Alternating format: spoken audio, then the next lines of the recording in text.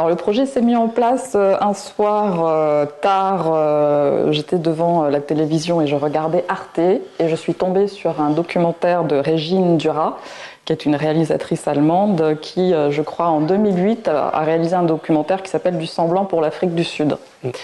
Et donc elle est allée en Afrique du Sud recueillir le témoignage de deux vieillards, enfin à l'époque ils avaient entre 60 et 70 ans, qui ont vécu cette expérience, donc orphelins de guerre allemands, sélectionnés par une association de bienfaisance très proche du parti nazi, sélectionnés pour leur qualité pseudo-arienne et expédiés en Afrique du Sud avec ce projet politique de purifier le sang afrikaneur et puis d'empêcher le remplacement des afrikaners par les populations noires.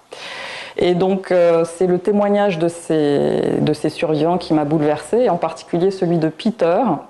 Et donc lorsque j'ai vu ces témoignages, j'ai vraiment eu envie d'écrire quelque chose sur cette histoire de culpabilité qui est double, puisqu'ils sont à la fois l'emblème du nazisme, mais aussi l'emblème de l'apartheid. Et puis, étant donné qu'ils sont ces emblèmes-là, ils ne peuvent pas se prévaloir du statut de victime, alors qu'ils ont quand même été victimes, puisqu'ils ont été déplacés et puis mis dans des familles souvent maltraitantes. Donc c'était ce hiatus, cette tension que je voulais traiter. Voilà, comment se dépaître de cette culpabilité, est-ce qu'il y a un moyen de s'en sortir? Et tout ça dans ce contexte historique et politique qui est l'Afrique du Sud entre 1948 et 2018. Donc 1948, l'instauration de l'apartheid, même si le séparatisme existait déjà.